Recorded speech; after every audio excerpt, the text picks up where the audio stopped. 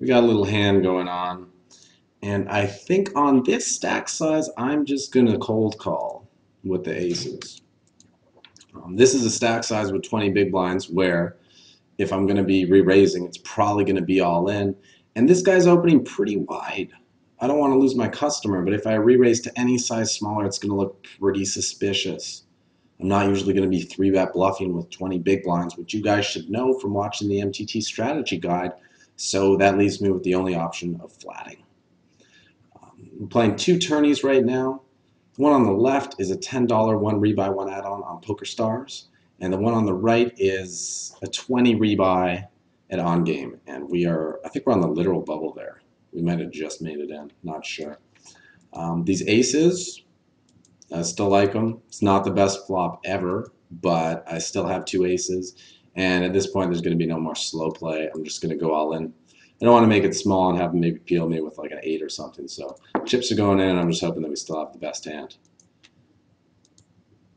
Ripka. What you gonna do, bro? I'm feeling pretty good right now. I'm feeling all right. I don't want you guys to sweat it. You guys can just watch me instead. You can watch me sweat this out. And the good thing is that we trapped him for an extra bet. Oh my god.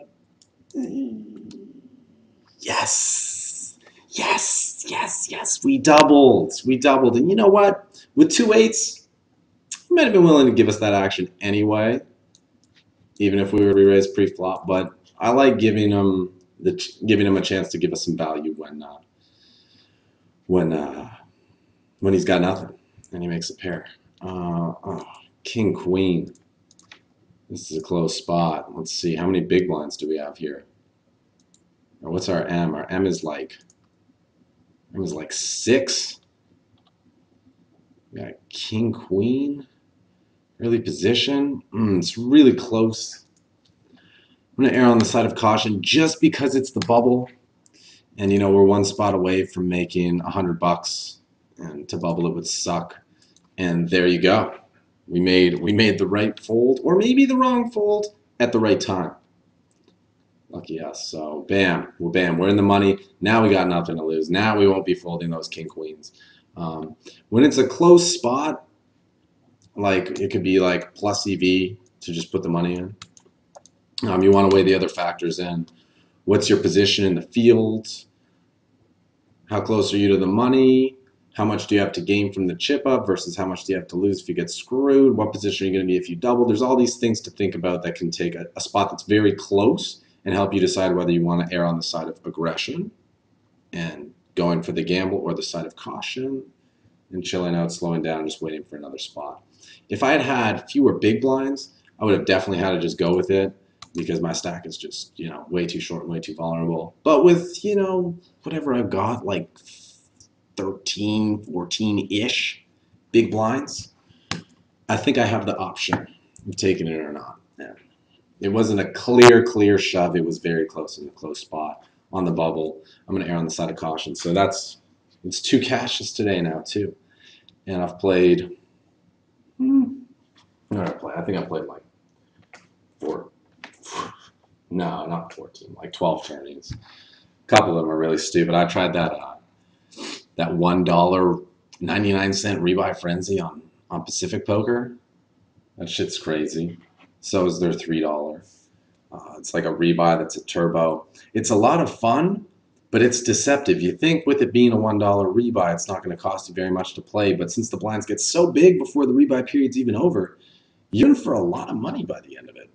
Unless you're knitting, but that's no fun. I also played, I played a 10 rebuy on betfair, 20 rebuy,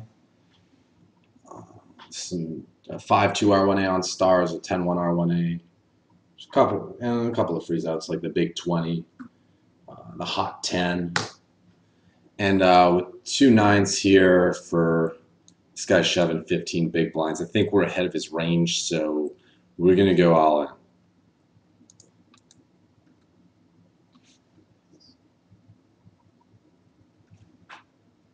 We got it. And now we got some chips. Got a little stack going on. It's all right. So in this tourney, the 10-1 R1A, at one point I was the chip leader. I think with 10 big blinds here, I'm just gonna slam it in. I don't have 10 big blinds, but they have 10 big blinds. So effectively, I'm shoving for 10 big blinds. And if they have a hand like a King Jack or a 8-7 suited, something that might reshove all in if I just raise, but may not call if I shove, that has good equity against me, I'd rather take the all-in route to not give them the chance to push on me and realize that equity. Now, I think King Jack and King Queen are probably just going to call off anyway, but I still just want to minimize the chances that I get called there, because my hand, although it's probably the best hand, an ace on the button in a three-handed situation, it's still not going to be that far ahead against the hands that call us. So that's why I just go with the open shove rather than the raise and call. So 7-3 rags, we're folding, and move that there, move that there. And at this point, we're just going to play our cards. There's, let's see how many are left. 39 left on the Stars tourney, and 32 left in the on-game tourney. I think at this point I've saved my day. I haven't run the numbers yet, but most of the tourneys I played were a very small buy-in, and this 20 rebuy was actually the biggest tournament I played, so to cash in this is pretty significant. With 2 8s, I'm probably going to go with the hand. The guy who's raising under the gun, he is raising from early position, so that may mean he has a strong hand, but he's also one of the larger stacks, and he's raising into the blinds of another large stack and a short stack. Large stacks tend to raise wider when there's a really deep stack in the blinds, because they're going to have position on them for a deep stack pot. So I was ready to go all in, but facing another re-raise and me having no fold equity, which means if I shove, Campbell's going to be priced there. He's going to have to call, and I think best case it's 50-50. I just got to pass and wait for a better spot. But Campbell, G, you stole my spot there. I was ready to go, because I think my rolls, my ROI is up to you. Oh, that's a pretty witty name. What? The guy was 3-betting light? That play is crazy. That player is crazy.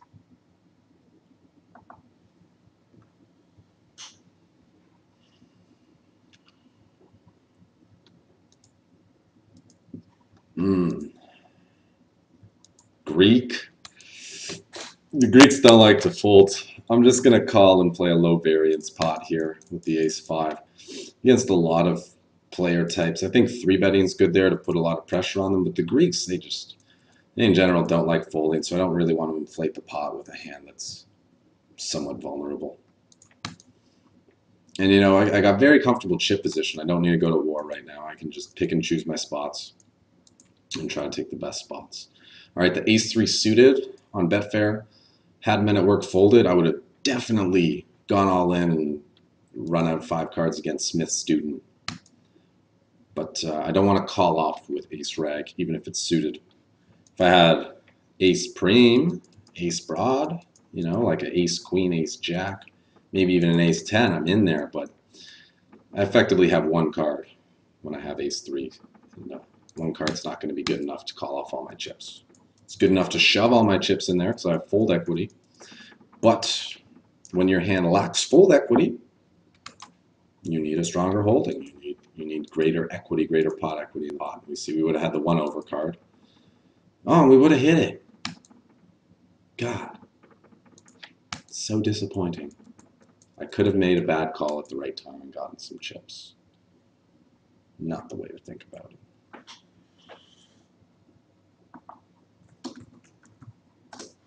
Oh, and since we started early today, I got something to show you guys as well. If you go to your Betfair lobby, if you have Betfair, you'll see that at 5 o'clock Eastern Standard Time, which is 2200 GMT or like 2100 GMT, around there, something like that, we're now doing the Grips Poker Show Invitational Free Roll, which we run Monday to Friday. And we give away 20 bucks every day, so that's $100 a week. And if you want to register for the tournament, You need the password. And where do you get the password? All right, I'm going to show you guys. Although everyone who's watching the show already knows how to get it. You go to www.twitch.tv/gripst, and the password's going to be posted there, at least for the next 2 weeks. We'll be posting the passwords there. After that, it's going to become a private free roll where it's not password protected. If you're a Gripst member and you're signed up to Betfair with us, then you're going to get tournament tickets put in your account so that you can play these free rolls. And there won't be people who don't belong in the free rolls getting in them. So that means we're going to maintain the same prize pool, but it's going to be paid out to fewer spots, and therefore there'll be more money up top, and the money will go in the hands of the right players.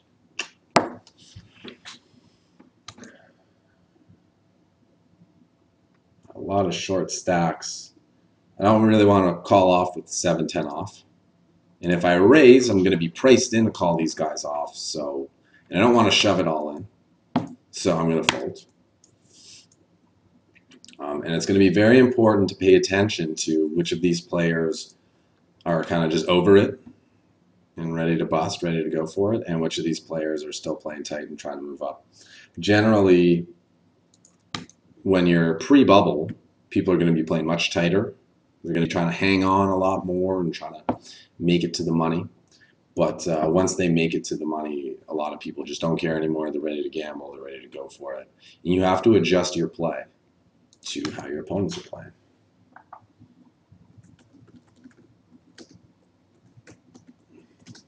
All right, so we got ace-5 suited, ran into aces. Unlucky, bro. Unlucky.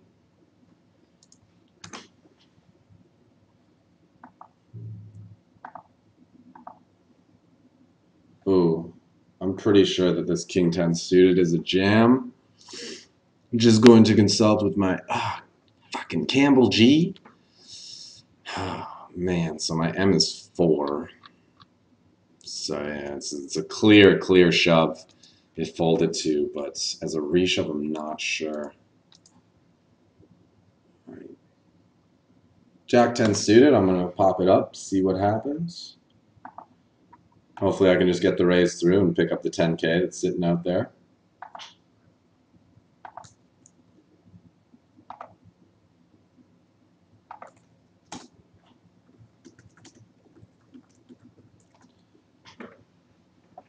All right, and I'm just going to c-bet. If he doesn't have an ace or a king in his hand, I could probably take this down by only risking, 10K to win 26K. Not too bad. If he does have an ace, unlucky me, I'm going to lose a c-bet, but if I check back this flop, he's probably just going to bet with his entire range on the turn, so I'm just going to always be losing that pot. At least this way, I win the pot sometimes when he's missed, and I also get a better chance of seeing the turn and river for the price that I set. So at this point, we're obviously hoping for a jack or a queen, and that the river just goes check, check. Be nice to get a showdown with this hand. Betting again might be able to get him off a king or a weak ace. I just don't know enough about this player, though, to really want to try that. I'm comfortable with how this hand is played out. All right, check, check. Hope he has spades. Probably not winning this one. And queen-9 suited is probably going to be a jam. Almost a jam, not quite a jam, so close. Queen-10 suited's all in. King-9 suited's a jam, but so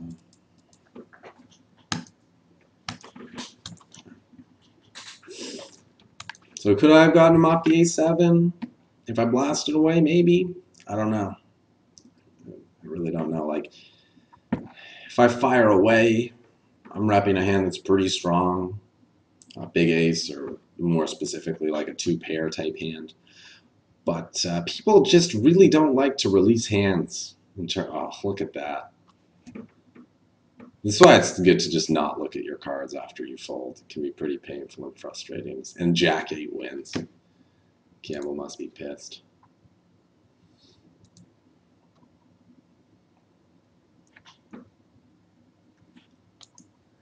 Okay, so 30 left in the Stars tourney. And I guess, so we'll pull up the other tables just to have something to watch. And I do this whenever I make the final, like 4 tables of a tournament.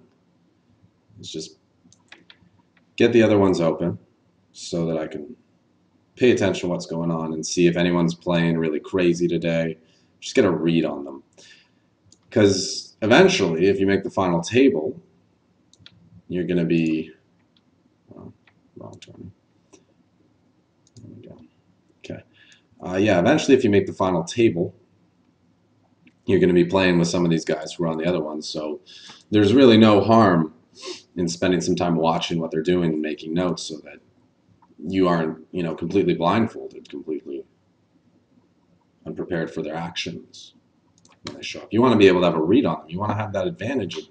The great thing about playing poker online is you can do this. You can watch the other two. It's not like a live tournament where you have to run around all over the room to be able to see what's going on. No, you just pull the screens open and just make notes.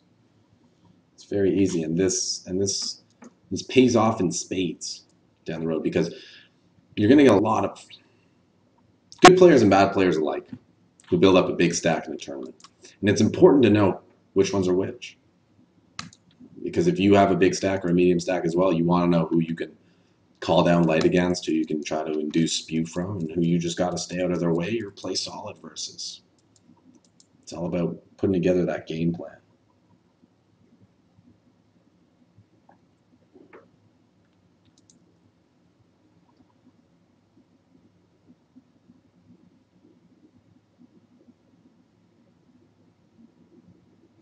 Captain Millennium asks how I feel about effectively ISO raising when someone limps. Yes, in general, if someone limps and you have the button, raising it up is going to be a good play. Now, this is something that Dan Harrington talked about in his books when asking a player to recount a hand that they had. What details they talk about. Now, most players, they know their whole cards, they know the board, and that's all they know. Their whole cards, the board, and that's it. And they're missing out on so many important things like what's your stack size? What's your opponent's stack size? What are his tendencies? How have you seen him play hands in the past? And one of the big ones is he's like, okay, so we have a hand. Player in early position limps, folds around to the cutoff, he raises it up 4x, everyone folds. And to a recreational player, that's a boring hand. Nothing happened there. A guy limp folded. But to a pro, you'd be like, okay. So the guy who limped in then folded his hand. So he's most likely limping in with weak holdings that he's planning on folding to a raise. You want to make notes. If you see someone limp a lot, do they limp fold when raised? Do they limp call when raised? Or do they limp re-raise when raised? Because it's very important to know that because that helps you determine how wide you can isolate. Obviously, if they're limp folding, you can just raise with anything. But if they're limp calling, you want some hand with some floppability. And if they're limp re-raising, well, maybe you want to consider overlimping some of your hands. But yeah, that's my 2 cents on that. Yeah, we're getting short in the on game, but sometimes that's what happens. The Queen 9 suited, it's very close, and like if you were in that position, you wanted to shove, I wouldn't fault you. Expectation-wise, it's pretty much right on the margin. It's probably about break-even push. Oh, there's the free roll. Good stuff.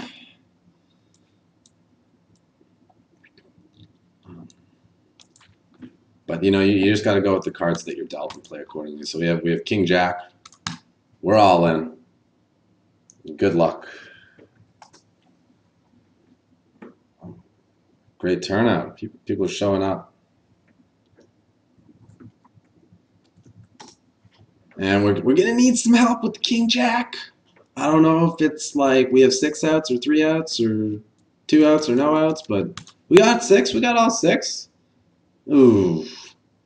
Not so much anymore. Well, it was a good effort.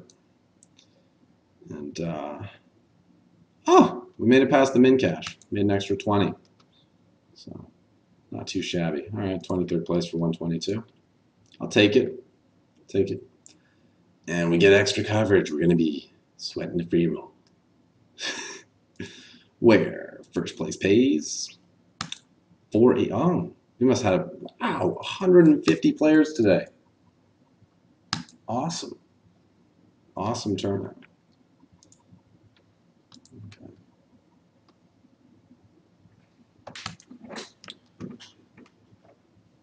And fold there. Okay, so we'll just bring the payout lobby over here. We'll keep track of our blinds as well.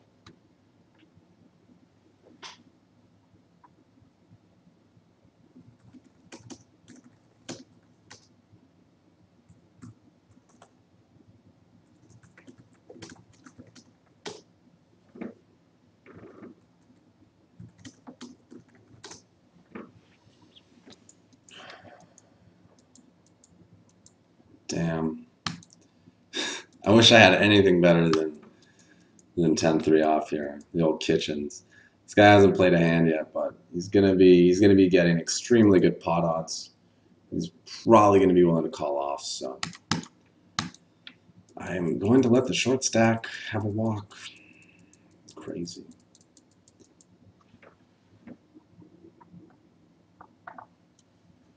I'm gonna give him a walk with this hand though.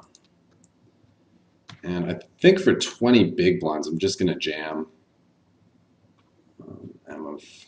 So, yeah, just gonna go all in. I don't want to get re-raised by some speculative hand by the German guy in the big blind.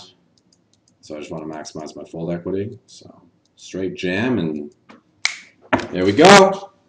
Picking up some chips. I wanted to take the play away from the guy in the big blind. Just if he had something that he would, maybe make a move on me with. I don't really want to have to call off with threes. I know that I have to put the money in the middle, but I'd rather do it on my terms, where I'm the one who's throwing it out there. And yeah, let's see a flop in the free roll. More players, more fun.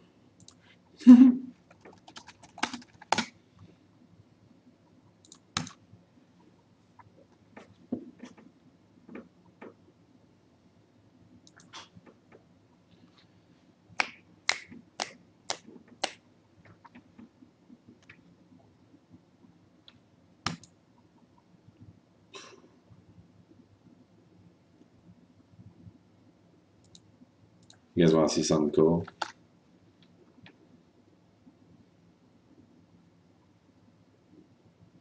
Because on the front page, WSOP.com.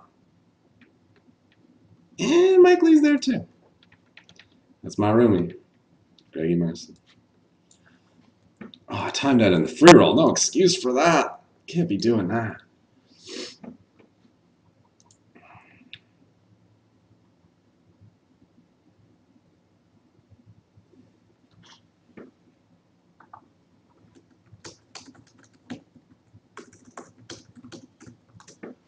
And also, if anyone has any questions about MTTs, send them on over.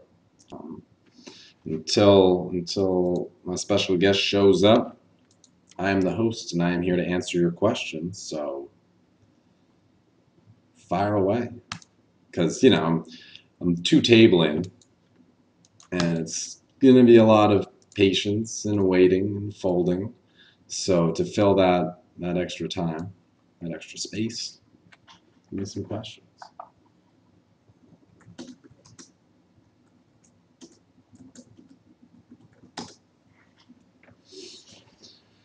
Let's see if any of our players to watch are in the free roll today. Bretsky, Nagy, a lot of new faces. Fecht, Capitano. Ah, Vegas Gal is out. Oh, Vegas Gal. Woo! That's a good flop. I want to wait for Kate to come off away, but I don't think it's going to happen. I'm just looking at these stacks on this table. Got some deep ones. All right. But, come on, pro. Pros here. Best hand. Best hand is here.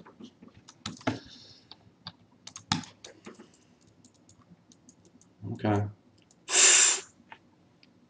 Speaking of best hand, we got a raise from the big stack. He's been playing tight so far. Doesn't mean he can't be raising light. But he has been playing tight, so that's good for us.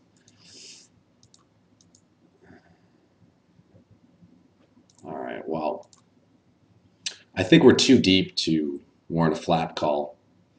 So I'm going to 3-bet it and hope that he 4-bets. He's from the UK, and guys from the UK tend to like to play pretty fast pre-flop, and we are deep enough for him to have room to go for a light 4-bet, so hope for the best. Even if he folds and we pick up 20K, though, it's cool too. Can't get upset when you don't get maximum action on your aces.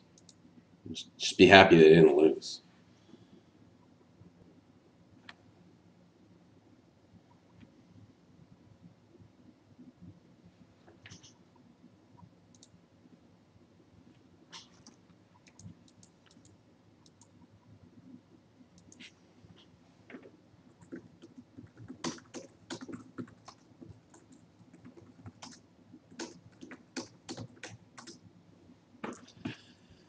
All right, this guy has also not played a hand yet, but let's see what he wants to do. 3-betting without a plan, which is not good. Don't do it. But in the moment, it feels like the right thing to do. Where's he from? Russia.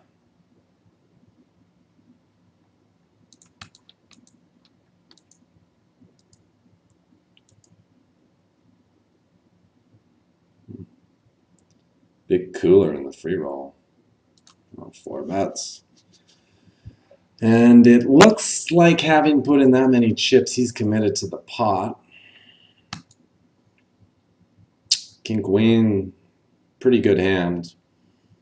I don't think he's going to do this kind of 4-bet with like a King Jack or Queen 10 type hand though. So I'm flipping or dominated. Just given that he's played so tight so far, I'm going to let him have this one.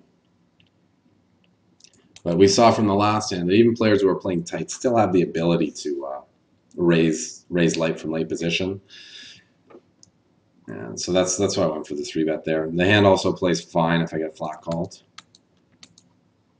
And I have the chips to afford it, so.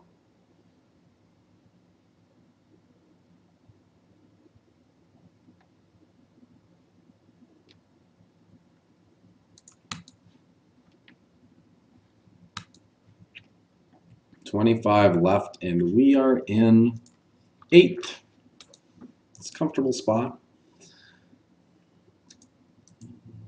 At this point, we really just want to pay attention to how our table's playing. Surprise, surprise. same as usual. Pay attention, and then see if we can exploit that at all. If some people are playing really tight, we're going to be opening a lot. If some people are opening a lot of pots but not fighting back when they get 3-bet, we're going to be 3-betting. So long as we have a big enough stack to be making these plays, we want to be making them pretty much as often as possible. Now, we saw that human chair is going to fight back if we put the pressure on him. So he's earned that we're not gonna mess with him too much.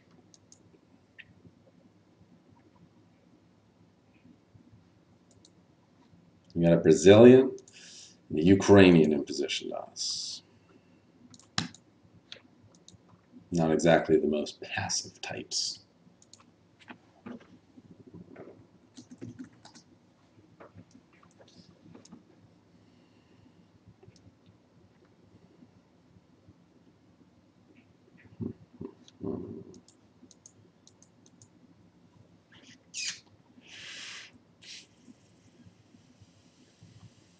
How many deuce fours are they gonna give us? Well, Ace Queen's a hand that you don't love to get all in with in the first level of a tournament, but when the guy's playing 55-27 and it's a free roll, Ace Queen's probably good. It's probably ahead. So we're in. You can't fold. He's got King 8, other guy's got Jack 8. So we need no lots of stuff. Yeah, that's good. All the chips to grips. Thank you.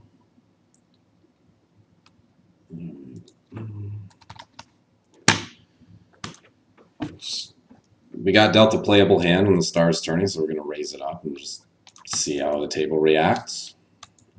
Cool. We get the blinds. That's perfectly good result.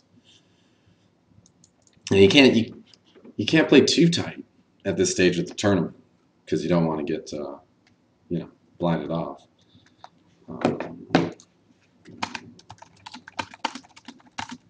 You got to maintain your stack by continuing to play pots.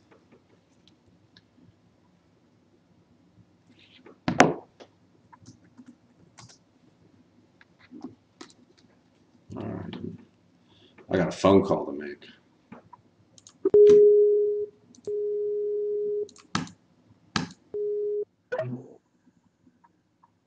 Sup, brah? Yo, has the show get started yet? Show's running, bro. I've been streaming for like half an hour because I was gonna do like 2 MTTs and then like it was getting close to the bubble and it looked like I might not make it to the money. So I'm like, well, I might as well start streaming while I at least have some stack before there's no action left. Yo, link me on so I can see it. Okay. It might do like a crazy echo effect if you start watching it. I'm just warning you. Mute it. No, not for me and you, for them. All you won't be able to see is the chat. But whatever. Yeah, I decided to play some assy tourneys today, and I'm 7 of 22 in the 10 cube. On game? Stars, bro. Oh, nice. Cash the 20R on tower or betfair or whatever. And now I'm playing the grips free roll. Yo, guess how much it pays up top? What, the gross free roll? Yeah. In a 20? Yeah, well, 20 prize pool, 5 up top. Pretty sweet. I think I'm gonna 3-bet this guy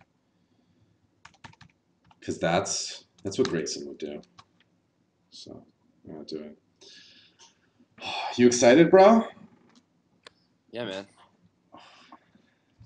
I woke up with a cold today. Have you been exercising like a lot? No. Okay. Drinking lots of water? Yeah, I mean, I'm good to go, man. I just my exercise routine got thrown out the window as soon as I went to Europe, and then since I've been back, I've been in and out of town and doing a bunch of stuff, so it's been pretty hectic. Yeah. I mean, whatever. You don't want to overdo it at this time. Like I know when Gray moved up, he had a bad first week because he was just trying to exercise so hard. I'm like, dude, if you're killing your body, it's gonna be hard to play your best poker at the same time. So just take care of business first. You can get in shape later.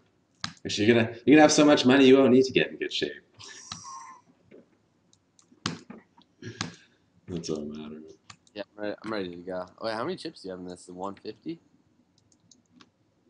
In which? The tourney? Yeah. I have 216K with that puts me in 5th.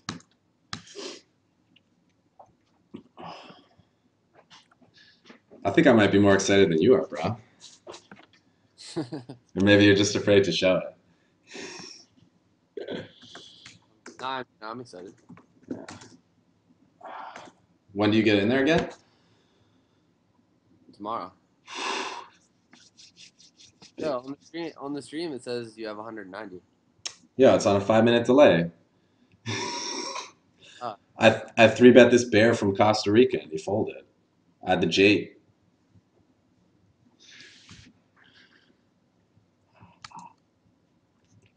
Yo, I was so pissed. I was watching the coverage on Tuesday, right?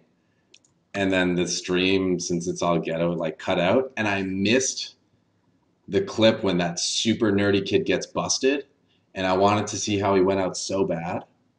Yeah, he was in a really weird spot because he like kind of deed it, but it was I don't really know what he could do. What was the hand? Hold on, I'm sweating this hand for you. Okay. Shit. Um, there's like five ways. Adams has King Jack of diamonds in the big blind. Sylvia has sevens, and it comes King 7-3 with flush draw. See, so he flops top pair and flush draw, Okay. and it checks. It's four ways. It checks the Stephen G on the button. He bets a queen high flush draw, and then Sylvia check raises small blind, and then Adams is just in the big blind with top pair and second up flush draw. So it's like a weird spot for him.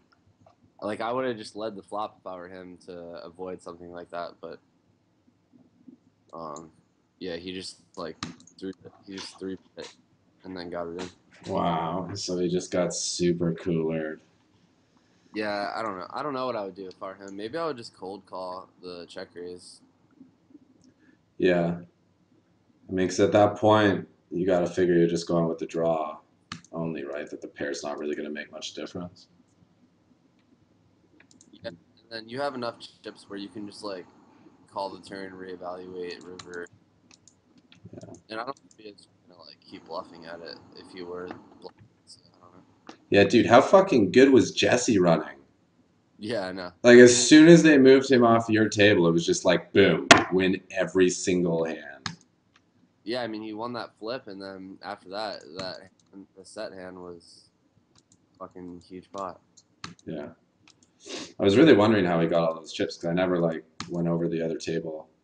The only time I saw the other table, it was so sad, was when Paul G's and Danny and Steve G were all in on that like brutal eights, tens, ace, king hand. Yeah, yeah, Oh, I just remember seeing Danny like right after that hand happened. I'm like, man, that's gotta be the worst feeling ever. yeah. I know. Danny did not run very good at the end. Yeah, he played like a champ though, making some sick calls. Yeah, how ironic is it that Koroknoi got that ruling against Gael and then ends up busting her and bubbling her from the final table? Yeah, I know, for sure. Oh my god, she must want to just like fuck kill somebody probably. um, so what's it like seeing yourself on the broadcast? What's that feel like? I mean, I'm kind of used to it now since it's just been on so much, but it was definitely really fucking weird at first. Yeah, It was weird when Norman Chad like fucking picked me to win or whatever. Well, yeah, that was pretty weird. yeah.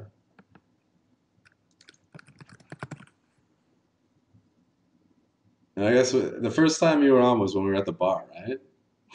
When we were at Gracie's. Uh, I was like, "Yo, this guy's a celebrity." You're like, "No, I'm not, man. No, I'm just regular Greg, man. Don't blow up my spot." yeah, I, I came back from out of the country and it was on a lot of the coverage, so a lot of stuff changed while I was out of the country. Yeah, you became a celebrity overnight, just like Twister. Have you watched that the Russell thing at all? With what's his name? Jay Carver Poker. Oh yeah, I have. Yeah. What do you think of that? I mean, it's good for them, but I think it's pretty silly. Yeah, Like it's good. I haven't seen him. I haven't seen him with like a website or anything, unless I just haven't found it. So I would feel like that would be the main point. But it's smart of Somerville to do it because if Thomas plays good or especially if he wins, you know, it puts him on the map for coaching for this every year moving forward. So it's smart by him. yeah, Yeah, so I guess Somerville's really getting the best of the deal, and Thomas. I mean, it'd be really dumb if they don't have a page. But then again, no one said poker players are good business people, right?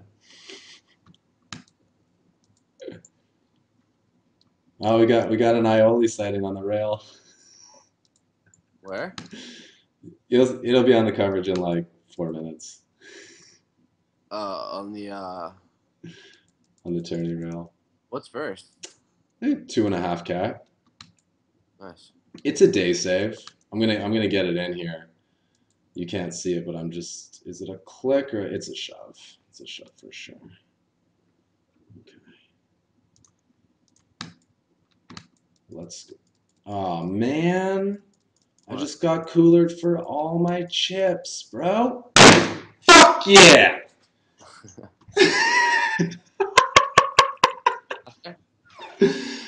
No, I'm just that happy that I lost all my chips. Of course I got there. Dude, tourneys are so dumb. They're so dumb. I've been playing some diapers. Started playing the heads up diapers at on game. They have There's they have dipes? yeah, they got heads up hyper turbo. You start with 25 big blinds. Oh wow. They're sweet, man. I can see why you were so into them. Like they're just sweet. Just like a little quick gamble, get your fix. Yeah, I was pretty hooked on them for a little while. Yeah. Do you think you won overall playing dipes? No, I lost a couple thousand. But most of it's from playing those 500s against Melanie Weisner. I lost like 4,000. Oh yeah. I mean, you won the dipe that mattered this summer. Sunday Million that mattered, yeah.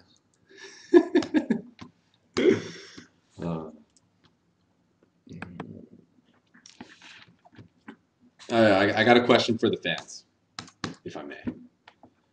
Before the World Series started, how were you feeling like going into the summer, and what were your goals once you touched down in Vegas?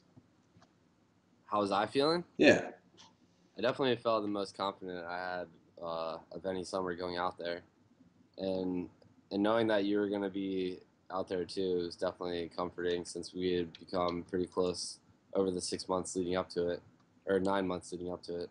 And then like my goals were to just like I don't know. Everyone always wants to win a bracelet, but realistically, since I don't play that many events, that wasn't really like high on my list. I more so just wanted to crush the cash games and just hopefully get into some bigger games. And I did for a few days, but for the most part, the cash games were kind of dead, so I had to switch my plan out there and played a couple more events that I didn't even plan on playing. And I mean, obviously, I fucking just ran like God, so I could have never imagined having that good of a summer. yeah. You were focused though. I remember as soon as you came back, when you moved back to in like January, you were just focused. Eye on the prize. Even it wasn't like the World Series bracelet prize, but you were just like, I'm gonna be the best player I can be, and I'm just gonna make as much money as I possibly can, like to the best of my abilities. Yeah, that's pretty much the attitude I went into the series with. I mean, I knew that I was gonna play good poker, and I was excited to play good live because I hadn't done that in a while since last summer. I was all fucked up, and I didn't really get to bring my A game all the time. I did for a short period of time, but then I was just so Yeah. Yeah, I mean, when you're like caught up in that stuff, it's hard to keep your energy up. I think that's one of the like biggest difficulties. I just got fucked real bad, but it was only in the free roll, so yeah. I want to see the suck out. When's it coming up? um, I believe it's next hand. All Yeah, I think we had a good energy going there and a good energy in the house. Sorry I had to relegate you to the garage though. I felt a little bad about that. No, I don't care. Thought it was so funny. The guy who's winning all the money is the guy who's sleeping on a couch.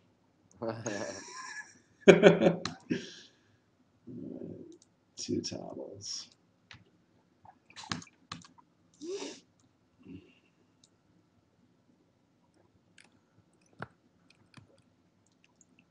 Yeah, dude, Stephen G is such a crab. Holy shit.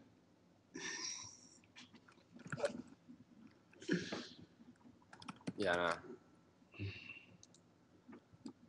That's hilarious.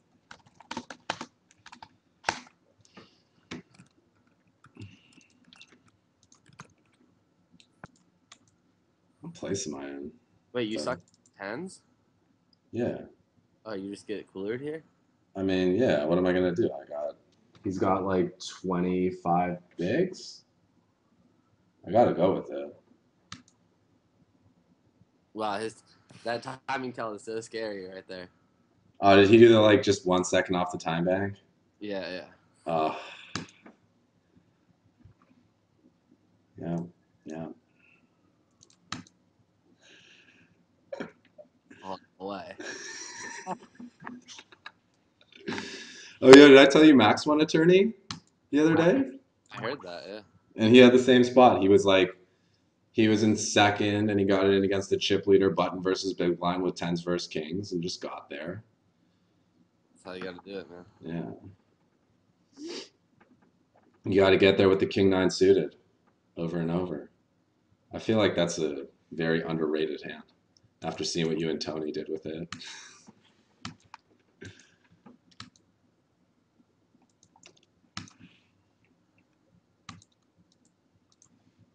All right, so in all your years playing, I know it's been quite a while. Who have been the biggest influences in terms of like probably player wise, like the best coaches?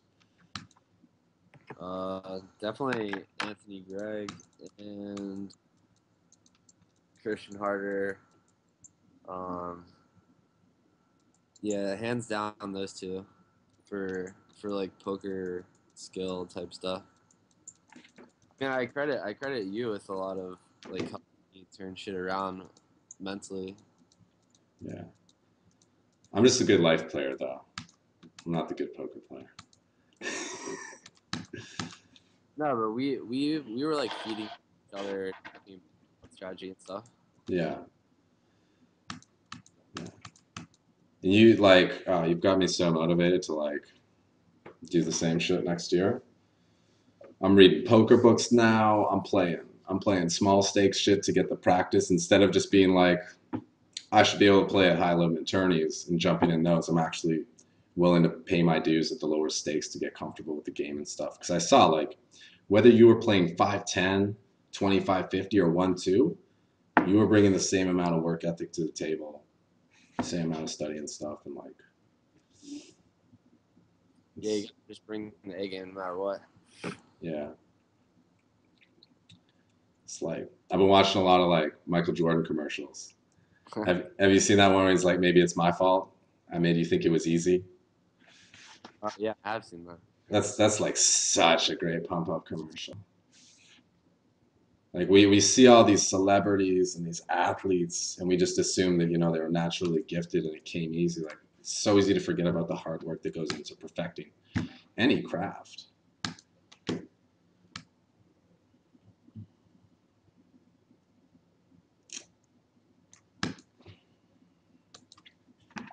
Is Tony coming out there early too? He's already out there. Okay, yo, tell him to stop Hollywooding me, man. Has he been Hollywooding you? I called him yesterday. I wanted to ask about the whole juice fast thing Uh, because yeah. me and Gray are going to get into that after the after party. And I wanted to just get like some good info about it, but You list aces to ace king in the free roll. yeah.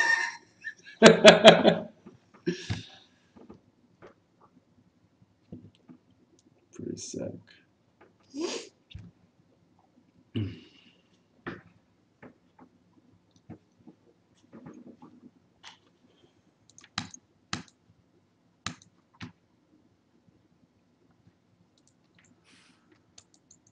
I'm gonna have to bring up this tourney live. Okay. You're gonna see I have less chips than I have before. Sadly. This fucking net just waited and waited and waited and finally picks up ace king when I pick up ace queen. And he's got like 10 bigs. The fuck? I can't fold. Man, the boys are playing 50, 100 deep, and I'm not there to play. Fuck. What's more important to you, being close to home and like close to your friends and your life, or being able to play the big cash games online? I guess we'll find out. Yeah. Gonna try to run the roll up when I get back. Okay, word. Well, it's been going pretty good, but gonna try to run it up when I get back from Vegas. Word, word. Yep. Big question, because I'm very curious. What are you gonna do if you win? If you get first place, all the money, player of the year, 2 bracelets, what are you gonna do? Um, I have to be in Jacksonville to play in a high stakes private game like 5 or 6 days after. So that's what I'm gonna do. Help me if it's supposed to be there and shit. That'd be hilarious if you're like, hey, bro, sorry about taking your poi title. No, I know. It's like we're supposed to play like 100K buy-in cash game. So I just wired money there yesterday. Hold on, someone's calling. Yeah, Pecker, what's up? Yeah. All right, how far away are you?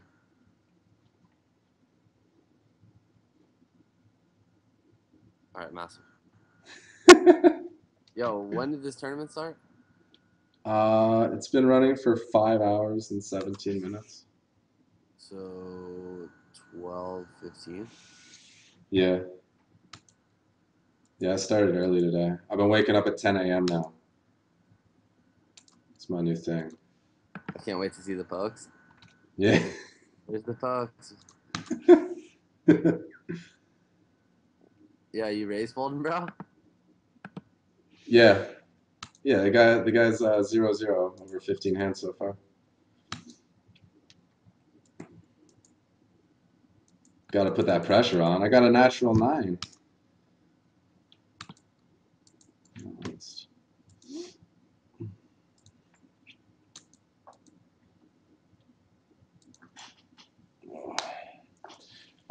They want to know how we met, bro. Yeah.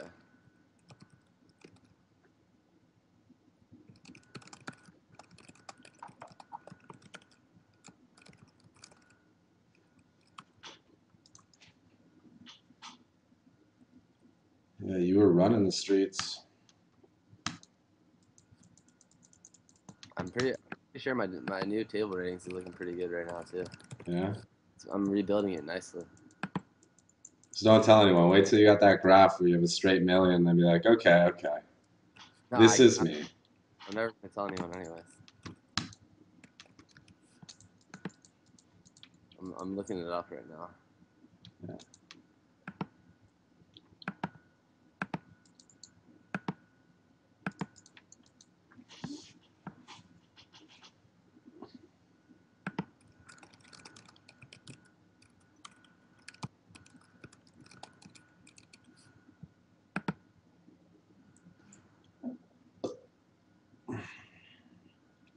I was an affiliate. You were a rakeback grinder whore. It was a match made in heaven. Yeah, I know. You're just Dude, like, I'm doing well on the account. Pecker's bucking me at 1-2 and $57, but 2-4, 3-6, 5-10. I'm laxed there you go. up like 24K or something and like 40,000 hands. Boss status. Standard the standard 50 cents a hand. Yeah, what was your goal for Snee? How much did you want to be making a hand? It was something crazy. You were like, if I can make like 10 cents a hand, I'll be happy. Yeah, well, yeah, playing smaller, yeah. Yeah, 10 cents a hand at 1-2 is pretty good. Yeah.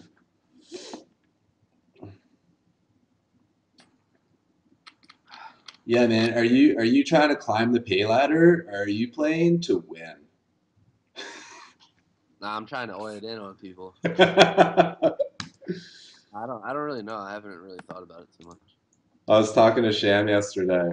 Just stopped by his place, and we were just talking about it. What you're probably gonna do, someone's gonna raise, and you're just gonna look at them, and then like think in your head, "You got $1 million hand there, bro?"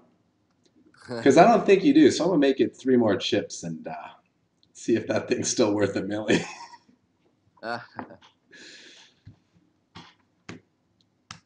No, I definitely want to win. Yeah. There's so many situations where you have to be smart about the pay jumps and stuff, though. Yeah, I mean, Be like ignorant and just retarded and try to win and run everyone over every hand. So do you think everyone's too deep for me to raise this A7? right here, Yeah, I have A7 off. no, I think it's fine. Until, yeah, right now everyone seems to just be fold, fold, fold. So I'll accept the small blind. Whatever. Got to be in there. Can't be no bitch. Gotta be on for the blind steals. Yo, man, there's like 10 starting stacks out there every hand. Yeah, I know. That's got to be a sick moment in the tourney when like the big blind is what a starting stack once was. Well, yeah, the ante's 40,000 right now. Yeah.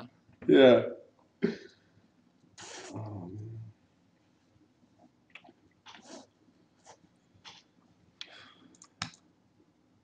Yeah, I'm excited to leave tomorrow. You get in on Sunday, right? Yeah, I'm gonna get in Sunday. I think Sunday night, maybe around like 8. Okay. If I'm there in time for that dinner, I'm down. If I miss it, no problem. Yeah, whatever. I'll see you on Sunday night either way. Yeah, and we got the doctors gonna be there to give you your tune-up. Yeah, nah. I basically I just want to get like a stretch and that's it. Yeah, stretching's so good. Whenever you come back, I'm gonna take you to this yin yoga, and you're gonna see what real stretching is all about. Yeah, I need to come up. I don't know when I'm gonna come back up, but I'll definitely make it back up. Yeah, if nothing else, you're coming for scoop.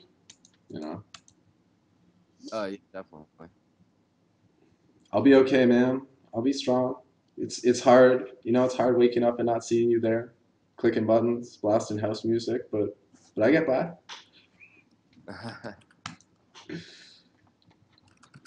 Rich has got some good music, but his music's all over the place. It's very like erratic and inconsistent.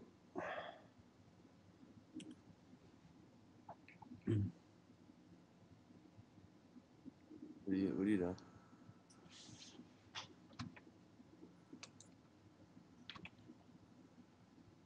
Oh yeah, my mom wants to remind you to bring my winter jacket home, Okay.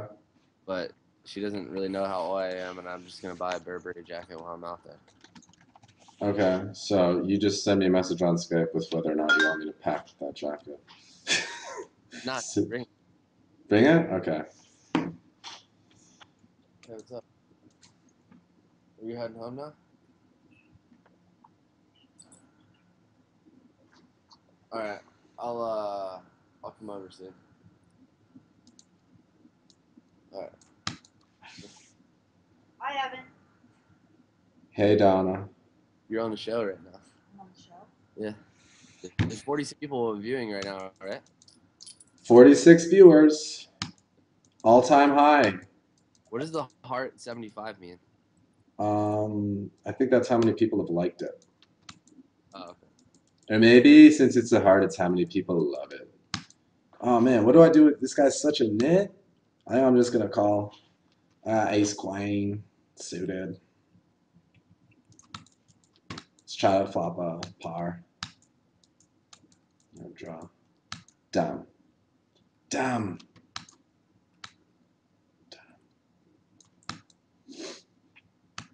Yeah, if at any point you got to roll, man, no sweat.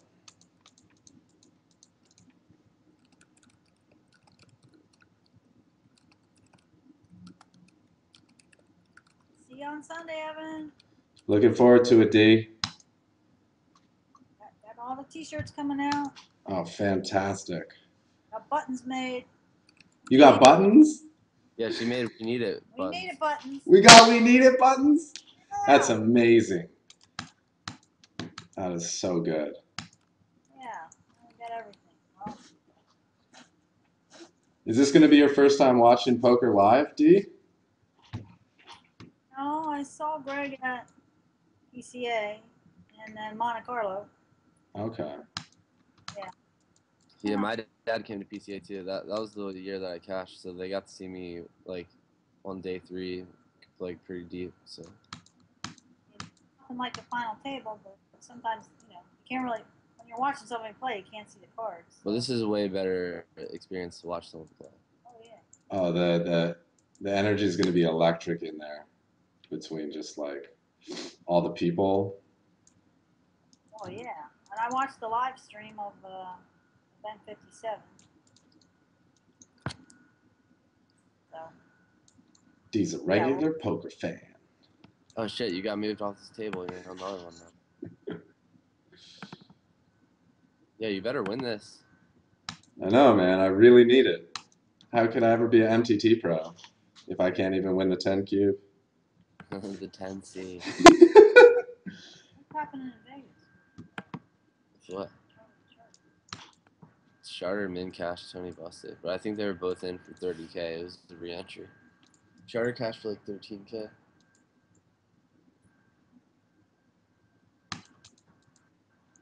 What tourney? The Festa 10K at Bellagio. Okay. Weird. Okay. Good luck. See you, Evan. Later, D. See you Sunday. Sunday. Get it, Lance.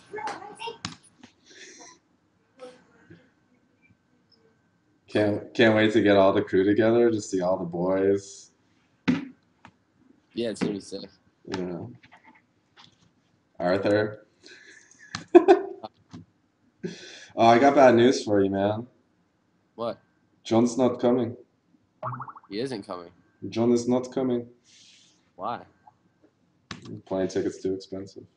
Seriously? I told him. I was like, dude, this is not gonna go over well. He's like, well, man, it's a lot of money. I'm like, yeah. How much was it last minute? Like Yeah, 1,000 one way. 1,000 one way? Yeah. What? Yeah. Still, man, like, it's just. I was like, see, you should have booked it earlier. Like, you should have just seen it coming. That's all. But whatever. Yo, explain the question that was just asked to me about the dealt hand rake method. Yeah. That's just the old method, right? Yeah, dealt was that if you got dealt into a hand, you would get points, as opposed to. Yeah, and is it now you have to contribute money to the pot to get credit? I know that's what on game was. Contributed as opposed to dealt. Yeah. Better for the nets, like me.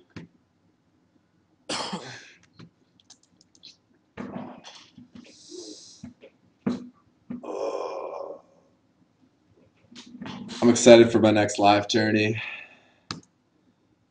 WPT Montreal with the French Canadians. Gonna play with Take Chip and Jiggy. Yeah, you're coming to Jacksonville. When's the WPT part? Like the 7th or 8th or something. Bro, I'm coming for the party, but I gotta do my show. I gotta keep shit going for the fans, bro.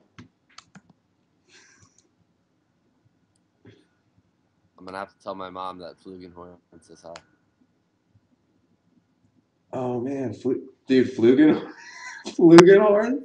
Back before I figured out how to do the delay, was watching the stream while playing against someone on the tables. And we had a hand where we had like a pair of aces and we're never gonna fold. He actually tried to bluff us off it, knowing that we had a pair of aces. And then eventually he just came out and was like, okay, sorry guys, didn't mean to be like that. I got King Jack here. You think call one? The guy's Greek. That's the only reason I defended pre. Yeah. Can't really see folding. Hopefully it just shuts down.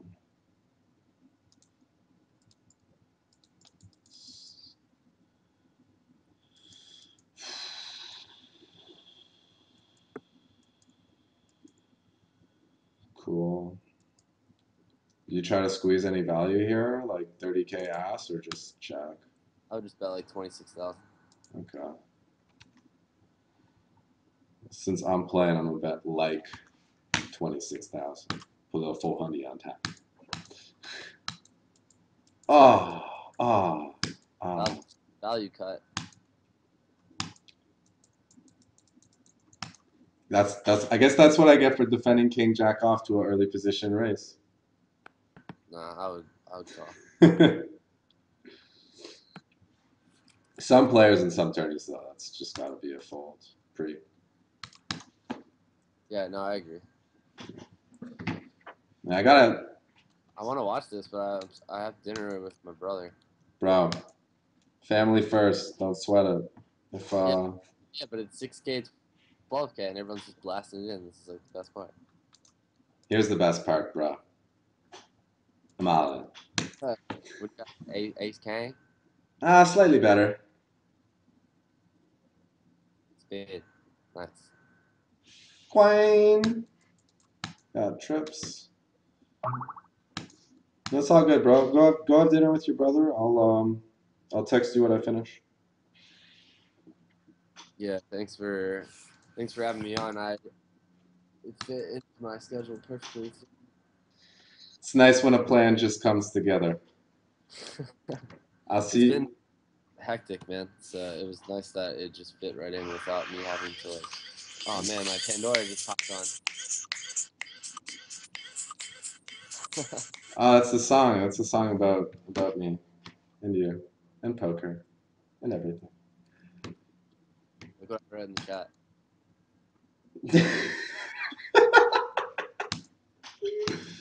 You're hilarious, bro. Yo, raise it up. All right. What do you have? I can. Suit? Nah. Poorly dressed can. Thanks for being on the show with us, bro. I think you made everyone's day, or at least 48 people's day. This is probably the last time I get to do this. I actually probably shouldn't be doing this based on the contract I just signed, but who the fuck cares? Yeah, grips.com is underground. They don't know about it. They won't find out about it. And if it turns out it's not allowed, we'll pull the video. So for the people watching right now, watch this while you can. It may be limited edition. Nah, it's all good. Yeah. All right, man. Good luck and text me how you doing. I'll see you Sunday. See you Sunday, bro. You're the best. All right. Peace, man.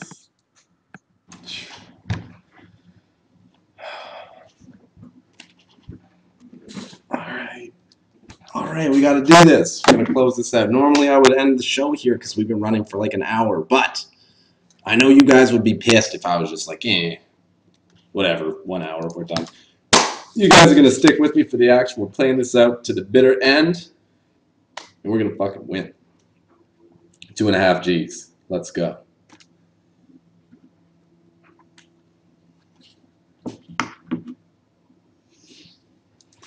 All right, hands has been pretty snug there. Just thinking if I want to just rip it in on him or call or raise call. How many hands we got? 11. I'm just going to rip. Max pressure. Don't allow him to reshove with a hand like deuces or queen jack. Force him to fold.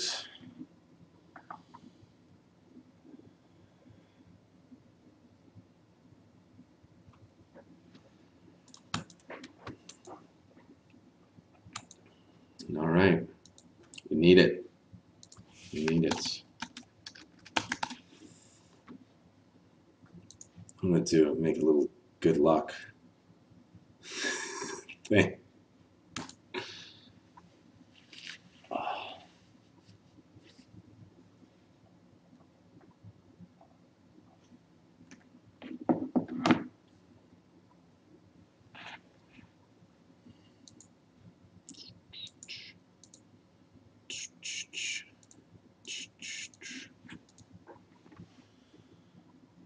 Alright, so this is our UK friend who's now opening up a bit more. Spot where I 3-betting's an option with the ace blocker, having position. A lot of deep stacks on the table. A lot of people with room to 4-bet, but I don't think people are going to be 4-betting too much. So if it turns out that Profligatex continues to just open really wide, we're going to be taking those opportunities to 3-bet him while we have these chips.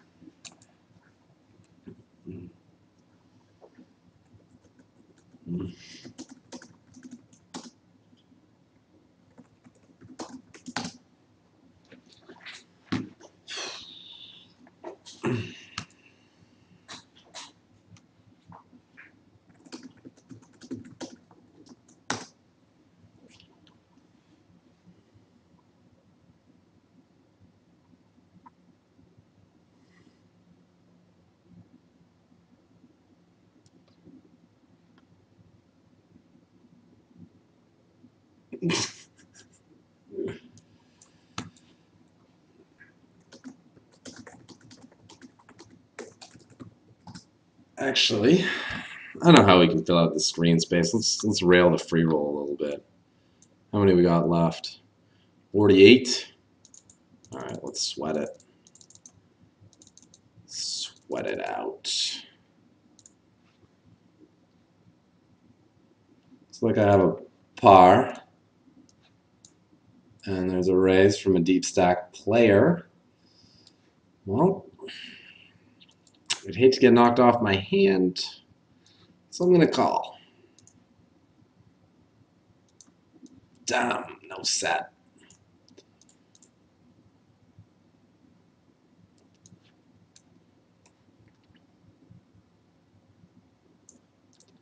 All right, well, I don't think there's much I can get him to fold by betting, so I'm just going to continue checking and try to take the hand down to showdown. He could have been checking the flop with a hand that he's pot controlling with, in which case he's not folding. And if he has a hand that I beat, like ace high or something, then I have the best hand anyway. But on this board, I'm not looking to really commit a lot more money.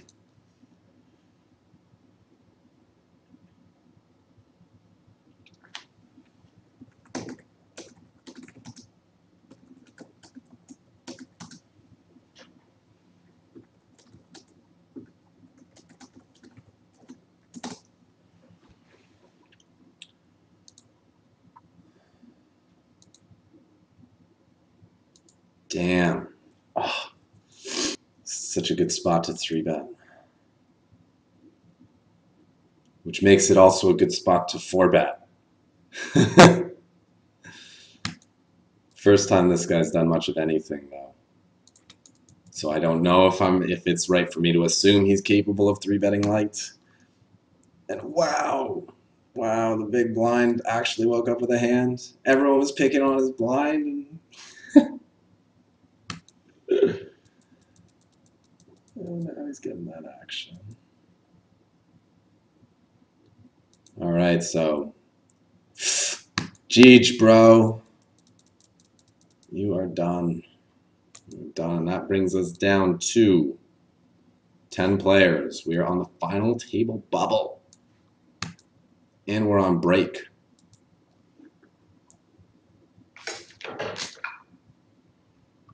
All right, well, I'm going to take advantage of the fact that I have a break because it's so rare in an MTT day that I actually get a break. So I'll be right back.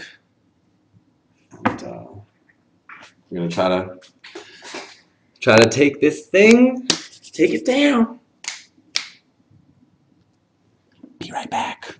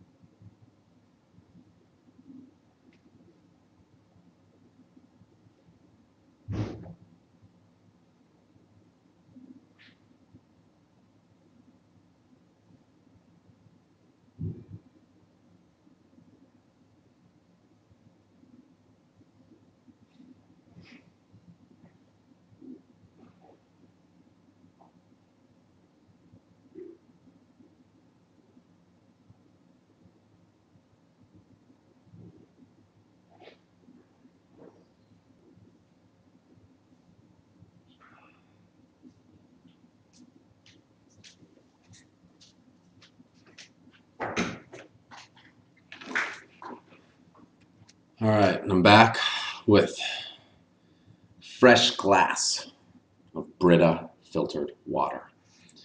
And I remember one day, Greggy woke up, he's like, yo, dude, you know what the nuts is?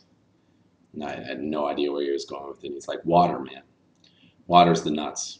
And so for a while, I'd make fun of him, being like, hey, bro, I got some nuts. Got some nuts. But the truth is, staying hydrated is one of the most important things you can do, not just as a poker player, but as a human being. Our bodies are made up of 70% water. And when we start to lose that water, things don't flow as well, the system doesn't work as well, and therefore your brain's not going to work as well. So a lot of times if you find yourself getting tired from playing a long session, ask yourself, have I been staying hydrated? Drinking pop does not count. Drinking juice is okay, but it's not as good. You want to be making sure you're drinking lots of water throughout your session to just maintain your energy levels. Anyway, game's back on. We got deuces, but I'm not going to call a raise, only 30 big blinds deep. And I don't want to use this hand as a 3-bet bluff, so I'm just going to fold.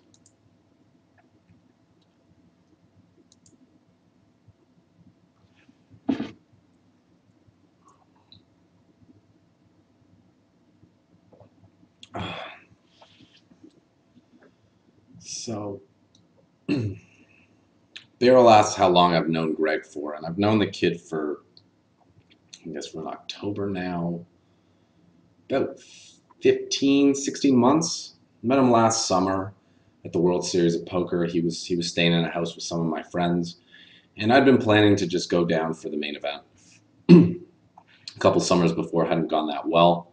So I was like, you know what, I'm going to skip the variance, I'm going to skip the headache, and I'm just going to go play the main. And week into the summer, I was watching my poker news, getting the updates, really wishing I was there. A little bit more time passed, 2 weeks in, I was really wishing I was there. And I was talking to one of my buddies who was staying at the house, this kid John, and he was just like, dude, you got to come down, you got to meet this kid. He's something special. I think you two would really get along. Just book the flight, man. What do you got to lose? You aren't doing anything in the city. You don't even need to play any tournaments if you come early. Just come down and hang out. So I was like, all right. And I booked the flight for the next day. Got there 10 days or so before the main event. I got a chance to really get to know Greggy and his buddy Matt too, and Turtle Jr. And it was a good crew. And I watched them play online. The sites that were available, obviously there wasn't that much to choose from, but I watched them play, and they were just playing. He was playing on a really different level. He was doing a lot of unconventional stuff that at first glance almost seemed bad, but I just noticed all these weird plays were working. And he was playing 12, 16 tables and doing all these crazy plays, and just like having the best timing and a really good feel. And I was just like, okay, this kid knows something. He understands the game on a different level than I do. And he needed a place to play online poker. I had an extra room. And I said, you know what, just come back with me, man. I think we could do a lot of good things together. So, similar to the start of the story, he then booked a flight to come back to Toronto. Just like, buddy, I'm flying with you, and we're going to get this done. And that's when it all began. We just started grinding like crazy. July 20th, and look where he is now. Okay, that's a pretty big jam. 15, 16 big blinds. He is going to have some hands that I'm ahead of, but if I call and lose, I'm really in trouble. It's going to put me in last place, and I don't like what it's going to do to my chip position. Ace Queen I'd call here. I think my chips are too valuable, though, to take what's most likely a flip at this point.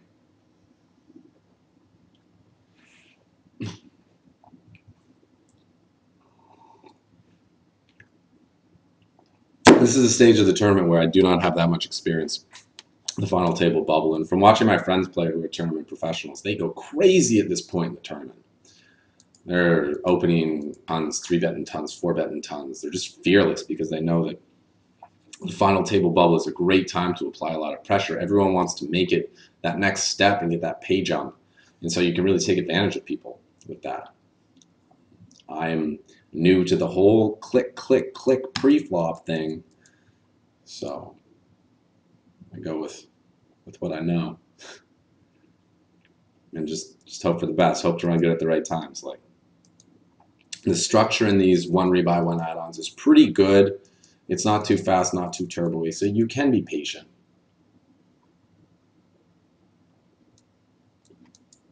We just see, looks like everyone on my table is opening quite a lot. I'm probably the tightest player on my table.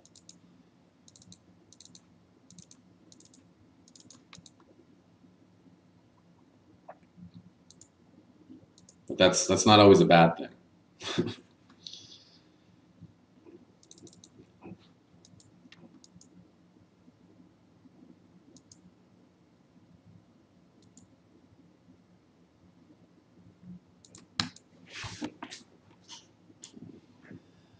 Hold. Hold. All right, we tabled it. Good stuff. Don't have to deal with these psychopaths anymore. You need to play some nice 9-handed full ring action instead of this 5-handed fire, fire, fire, blast, blast, blast, blast. Shit's intense. When talking water, in general, you want to be drinking between 2 and 3 liters a day, depending on your body weight. If you're a larger person or a tall person with a lot of muscle, you might want to go a bit above that. But the range of 2 to 3 liters of water a day is good. And for a glass like this size, it's about 6 of those in a day. If you're currently drinking less than that and you start drinking that much, you'll probably find yourself having a lot more energy and just feeling better overall.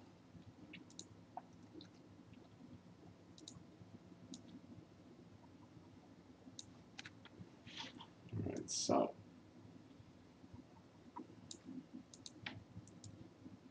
final table.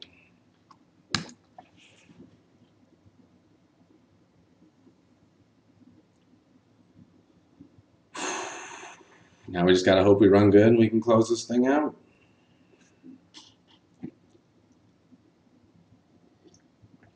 This is gonna end up being a really long show. Hopefully.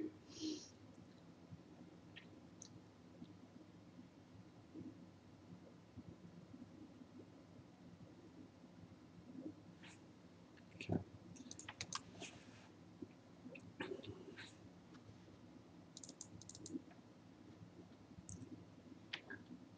I think I'm just gonna take the stats off, although you guys can't see them anyway.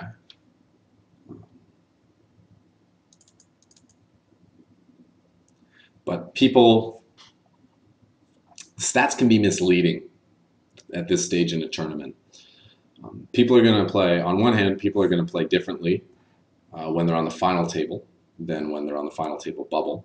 And also, people's stats are obviously going to be much looser in a short-handed environment than they're going to be in a full ring environment. So someone who's got really loose stats from the point where we were 5-6-handed, they're going to be playing somewhat tighter on the final table. So the stats are going to be very misleading. You're going to have stats from when they were playing 6-handed, 7-handed, 5-handed, and now you're playing 9-handed. So they aren't necessarily applicable, and therefore they can get you into trouble if you rely on them too much. So for that reason, I'm just going to turn them off and just watch how everyone's playing and try to develop my own rates. Later HUD. Yes, no more HUD.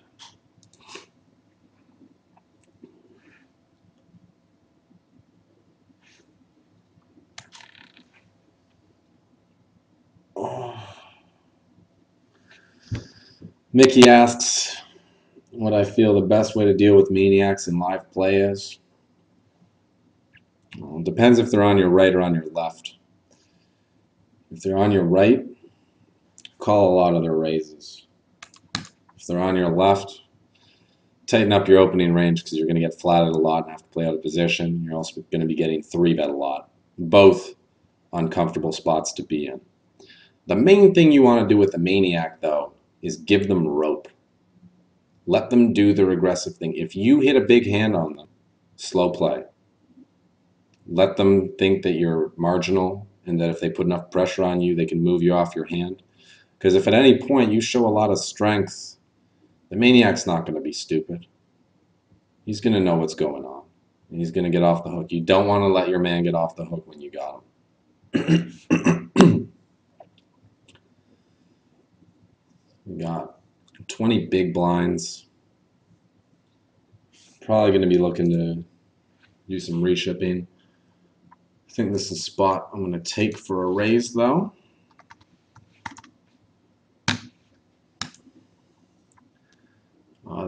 The small blind had been playing really tight all the way up till now.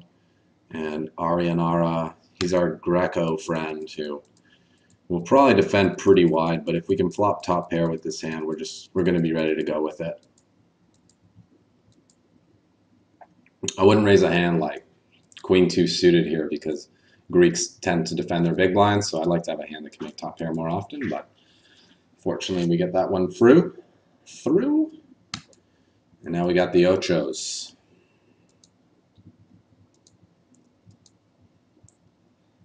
We know that Profligator has been raising quite a bit. So I'm going to re-raise all of them.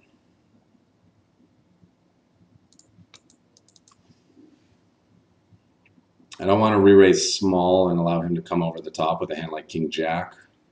I feel this is a strong enough hand to take against his range, though, so I'm going to put on maximum pressure and just put my whole stack out there and hope that he folds and we can get a good chip up.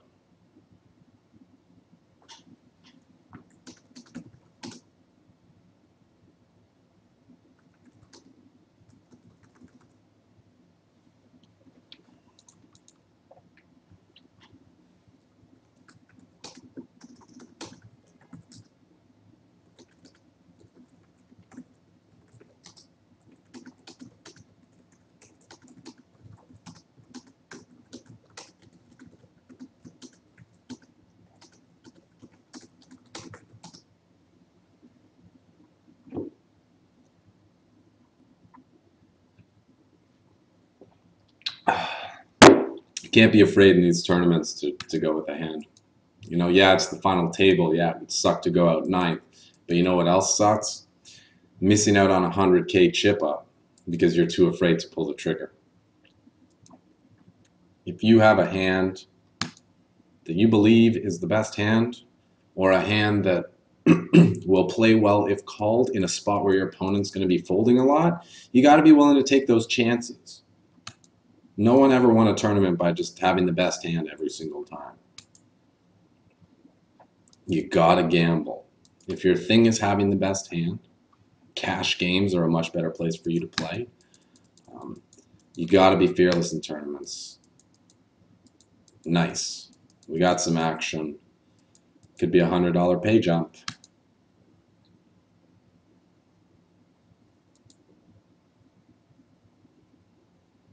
Okay. It's a lot of equity. Don't do it! Damn. It's amazing how King Queen suited just always seems to get there.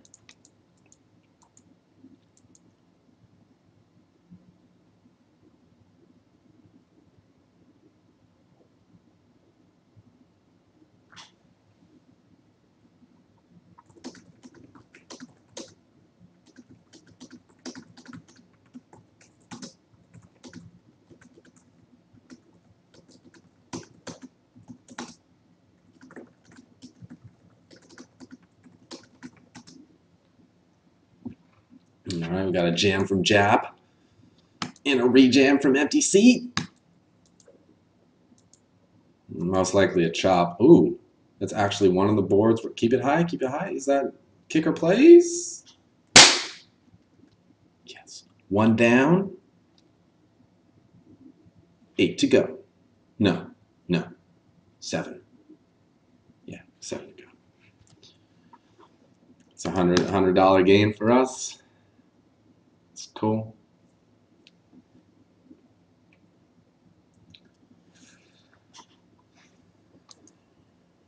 I like this new thing that Stars did with the final tables where they've got the lights going on around the outside. It just makes it feel so much better when you make a final table, like you accomplish something. You're playing on a fancy table. It's not as cool as what Pacific Poker does, where they put the cash on the table if you get the heads up, but still all right.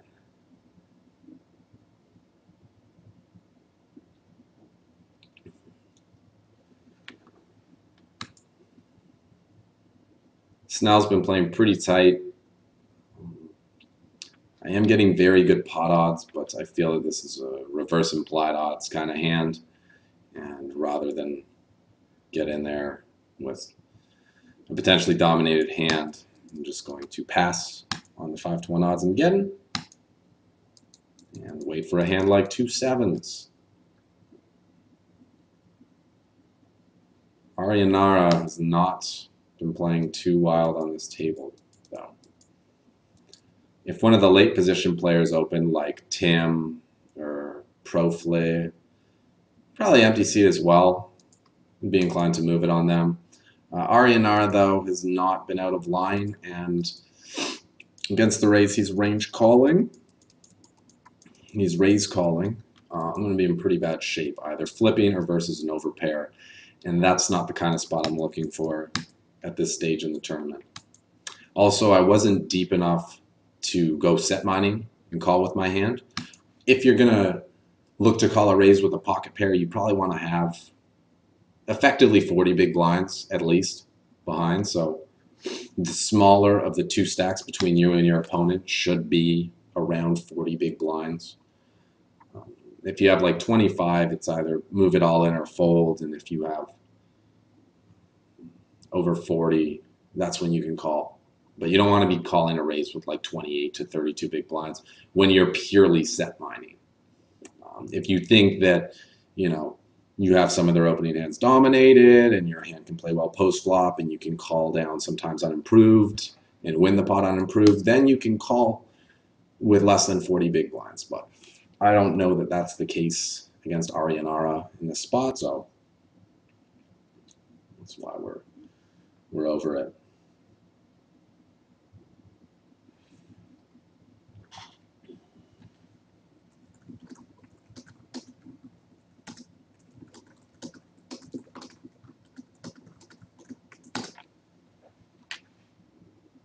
Oh, we got quads. Someone had quads.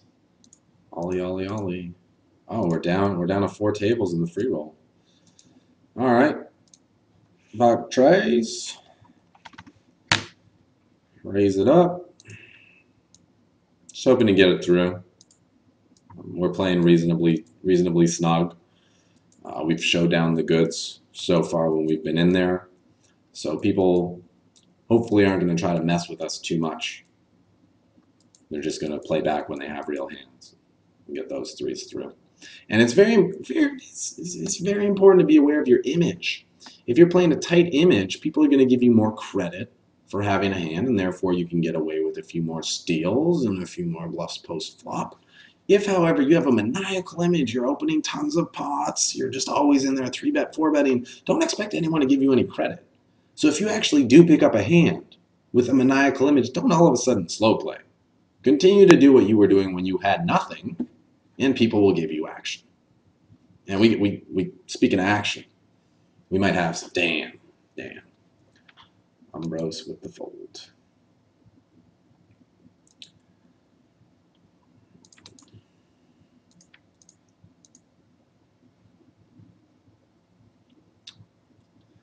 Eight left in the big one, 39 left in the free roll. 1, 2, 3, 4, 5, 6. 6 of which are on a way. Ooh. We got a squeeze. And an ISO. Come on, Profle. Cooler. Unlucky, bro. Oh, and a queen would have won. Go figure. Speaking of a queen.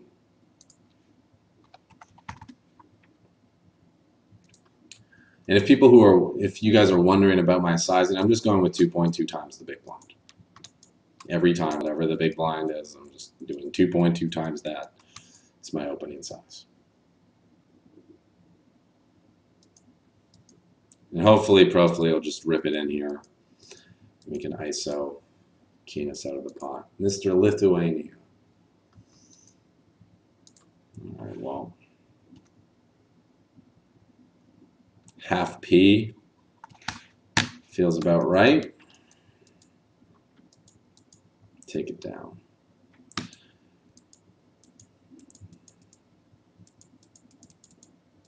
All right. Kangs. Got Kangs. We got action. And we're probably going to be 3-betting here. Calling is an option because we did see that Umbros folded to a 3-bet before. But, nah. I'm going to give him a little taste of the upstairs. Hopefully he's just got a real hand because he's raising from early position. We'll get it in. He may, however, though, be raising from that position because I'm in the big blind and I've been playing fairly tight. So he thinks I'm a good big blind to be picking on. And that's how you start to identify good spots to steal. If you think someone's raised, yes, yes, yes, we did it. We did it. And we're going to keep on doing it. We're going to keep on doing it, taking this shit down. Who's in first? Who's in first? Who's in first? Who's in first?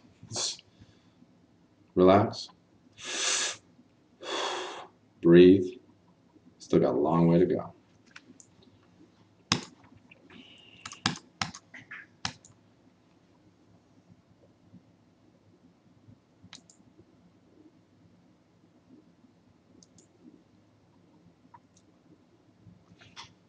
But yeah, as I was saying, if someone is a tight big blind or a big blind with an awkward stack size and they can't really fight back, that's a good person to steal from. And if you see someone is always raising when it happens to be that person's big blind, that might be a good spot to go for a light 3-bet. Hit him with a little re-raise. Just saying. Also, sizing was pretty important with that hand. If I make it too big with those kings and make it clear that I'm priced in to call, if I'm getting 2-1 on my money, if he moves in all in over the top, he's not going to move in with a light hand. He's going to only get it in with like ace king plus probably. But because of the sizing I chose, I made it small. I gave him room, gave him the illusion of fold equity, then he spazzes out with the ace 10.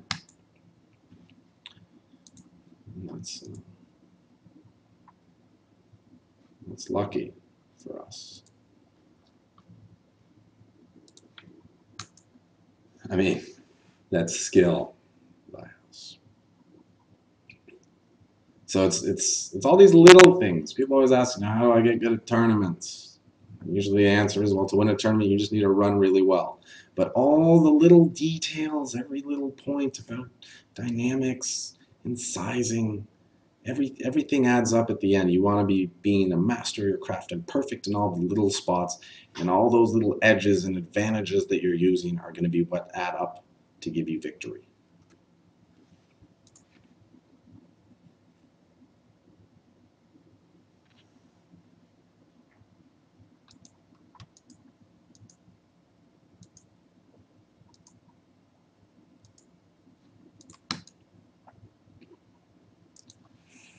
Profile is doing what he's got to do as the short stack, and that is just pick up those blinds and antes.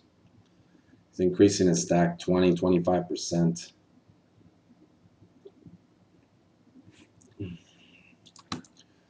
Dr. Carbon asks why I'm going with the 2.2 instead of the min. Most players these days, most good players these days, are just min raising. That's just the standard. And a lot of the time I'm going to be going with the min raise as well. I find, however, that with the min raise, people defend a little more liberally than they do for a larger raise. But I also notice you don't need to go very big to get that difference. So going from min to 2.5x is a bit too excessive, a bit too dramatic, a bit too over the top. What's that? A bit too unnecessary to get the job done. So I just add a 0.2 on top, and I find I get the same kind of fold equity I do from doing 2.5x with a risk similar to that of the min raise. This is the first time I've seen Tim 3-bet, so those 7s are gone. Had it folded to me, I was probably just going to call, take a flop. Now I have the chips to gamble with. I can afford to peel.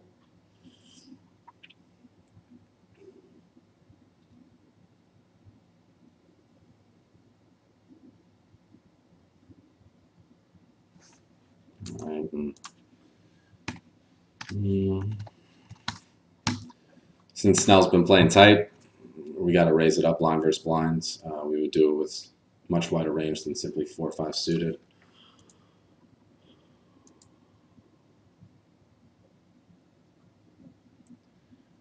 I think on this flop, I can get him off some king highs and maybe ace high. And do have a small smidgen of equity if called. But it's a board that's going to avoid his high card range, so I like to see bet there. Also, if I check, I'm just conceding the pot. I'm not really trying to do that.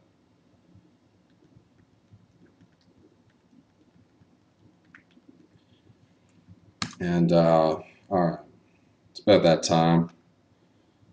Empty seats mixing it up a little bit, so we're going to mix it up a little bit ourselves. We got the button. We got an ace. It's a good blind for him to be raising into, so we're going to test him out with the 3-bet. Worst case, he hits us with a 4-bet and we have to fold our hand and we lose 5 big blinds. It's not that bad.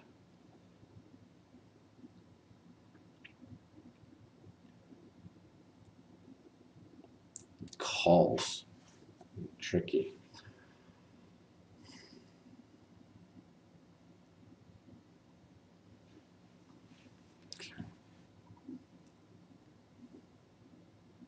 Caught a little piece of the flop, so I'm going to try to get to showdown. He's not folding a king if that's what he's got, and if he's got ace, jack, ace, queen, we have him. I think the only hand that he might call the 3-bet with that would fold to a bet that has his beat here is pocket 9s. And on this river, we're obviously going to call a bet.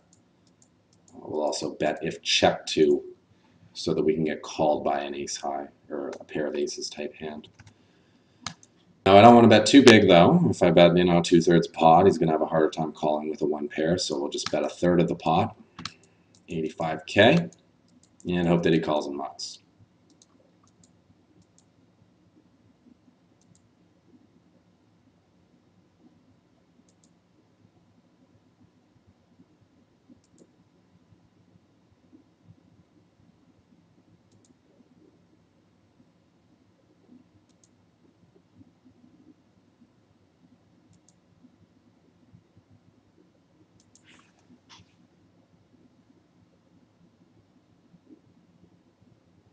Got him.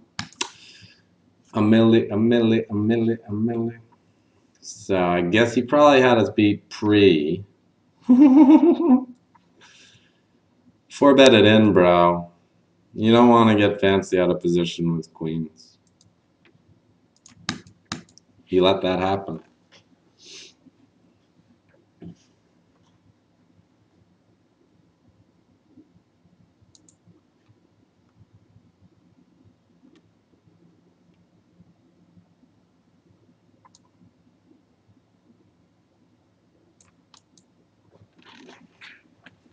So we're gonna try to distance ourselves from the pack without playing too many big pots. When you acquire a chip lead in a tournament, you want to try to maintain it. You don't want to put it at risk. Taking 50-50s, 60-40s for a lot of your chips is risky because you can lose your leverage and your flexibility. For small amounts of chips, 50-50s, 60-40s, 70-30s, they're fine. But in general, you want to be focusing on small pots, trying to pick up the blinds, trying to re-raise people, stuff like that. We're going to take a shot here with 6-4 Sui and just hope that no one got dealt a hand and that we can take the blinds down with the power of the chip lead. Anytime someone plays a pot with us, they do have to worry that maybe they're going to get knocked out of the tournament because we have the power to do that. When you have a shorter stack than someone, you don't have the ability to apply the same kind of pressure. And it's good to be raising a lot of hands, because if you do that, as I was talking earlier about images, people are less apt to give you credit when you actually pick up a monster. And we got the mother of all poker hands, the weapons of mass destruction. And we pick up the blinds and antes. So the cards didn't matter. But we're starting to build that distance, starting to separate ourselves from the pack a little bit. So the main thing we want to do is avoid a large confrontation that's going to compromise our position in the field. Of course, once you get down to 4-handed, 3-handed, even 5-handed, at some points you're just going to have to gamble. You're not going to have a choice. You're going to have to get in there. But for as long as you can, you want to try to just focus on the small pots and keep yourself away from everyone else. And hopefully Tim folds and Profley shoves, and we're going to call because we have King Queen, and it's quite a strong tournament hand. And hopefully the guys behind us don't shove. Snell shoves, I guess I fold. If Arianara shoves, I probably call, because I'm going to have a good price. It's not that many more chips. Nice! All right, we busted another one. So first place, 6 left, guaranteed $570. But we got our eyes on the prize. Eyes on the prize at 2.5. I'm looking at it right now. My eyes on it. 2.5 G's. I want it.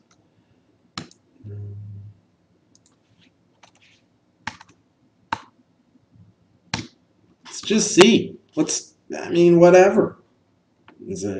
No one has played back yet. So until they play back, we're just going to raise. It's 44K to win 45K. It's good odds. And we're only risking 2 big blinds. It's not going to hurt our stack. It's not going to put us in a bad position if this raise doesn't work out. This is the beauty of having chips. The ability to get in there, mix it up, and play. When you're short stack, you can't do this, which is why you want to try to build a stack when you get a chance to in the tournament. Okay, well, I guess you got me, bro, because I can't call off 23 big blinds with ace-6. Well, I could. All I have to do is click this button right here, but I don't want to, and I don't need to. And blinds are up. That's good, because it means it's going to be more pressure on the smaller stacks to make moves. And what's pretty cool about this dynamic is, other than me and Snell, everyone's pretty much even stacked, so they probably won't want to bust before each other. There's a lot of value for them surviving in the tournament, which means we can have more fold equity. We can apply more pressure. When someone's in very last place, they have nothing to lose. You can't really do much to lean on them, because they have nothing to lose, everything to gain. At this point, it's like everyone's got an equal shot. No one wants to blow it.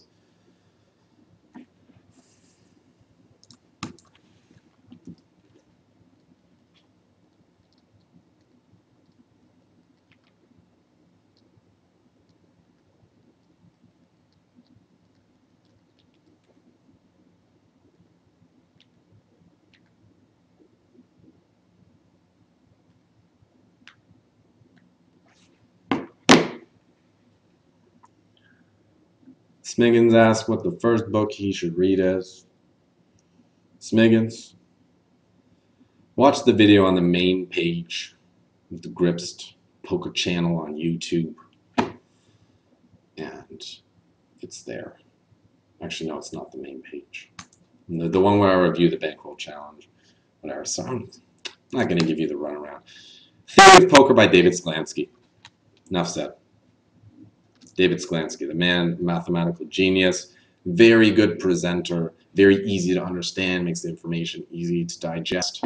Theory of Poker, that's your book. I don't know where my copy is. I'd show you, but I don't have it. It's in the other room.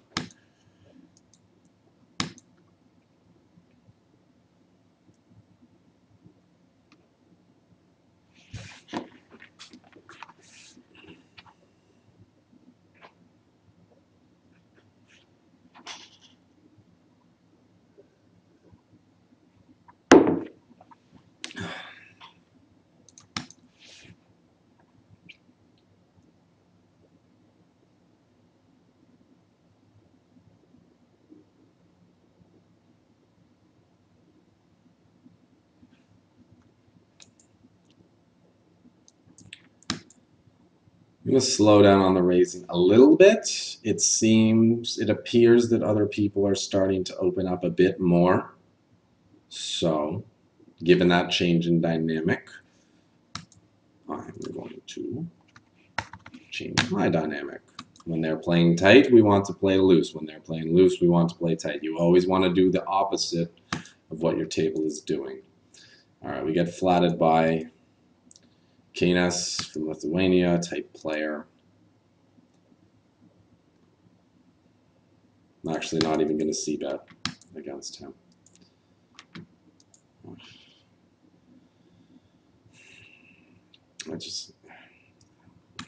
I don't know if he would fold ace high to a flop bet. I know that he would not fold a pocket pair. And if he won't fold ace high, then it's bad bet.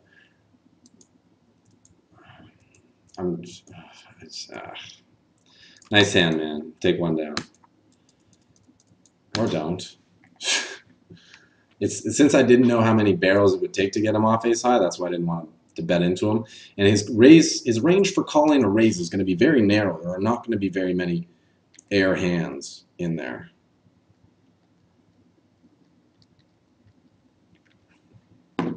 So I have to respect that. And that's why I just, take the hand of showdown. He had the one hand that I can beat, and it's pretty lucky for me. I don't know why he didn't turn it into a bluff. It's pretty clear that I don't have much. All right, we're going to go a little bigger against Snelly. Just to let him know we're going for the stack there. We're not just trying to pick up his blinds. We want to bust him from this tournament. So if he wants to defend, you better be ready to face some heat. All right, Queen 9 button. Very above average hand, obviously. Gonna raise that. Just fold, bro. You don't want none.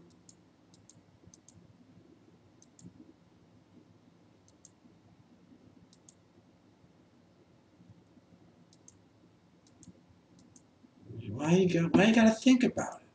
Just throw it away. That good? Not good, huh? Okay. Okay. Cool. Whatever. I'm still growing my stack from the other pots I'm winning. It's okay that I lose some. And I'm showing that I'm capable of raise folding, which may make someone inclined to make a play. And hopefully they make it at the wrong time when I actually have the hand. I just snap them off and get them like we did with the kings.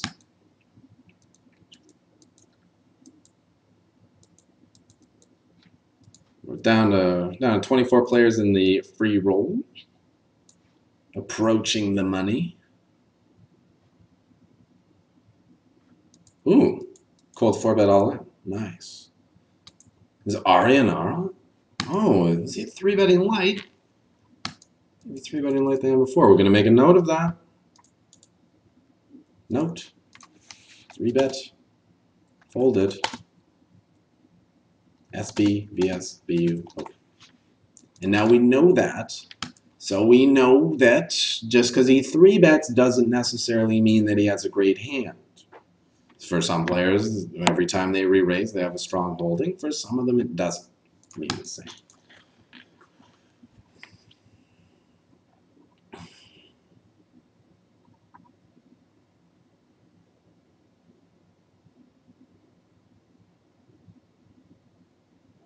Blinds going up in 2 minutes. That's going to be good. When that happens, it's going to be a lot of pressure on empty seat and Tim Piper sitting on 15 big blinds.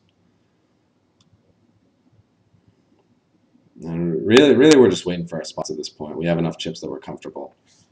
So we don't need to be constantly building or constantly putting on pressure. We'd like to, but we don't want to overdo it.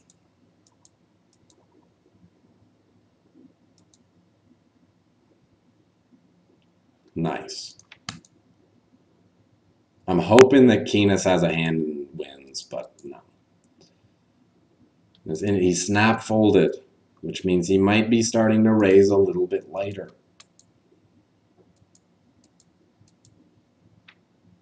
Who's going to raise it? Tim? Okay.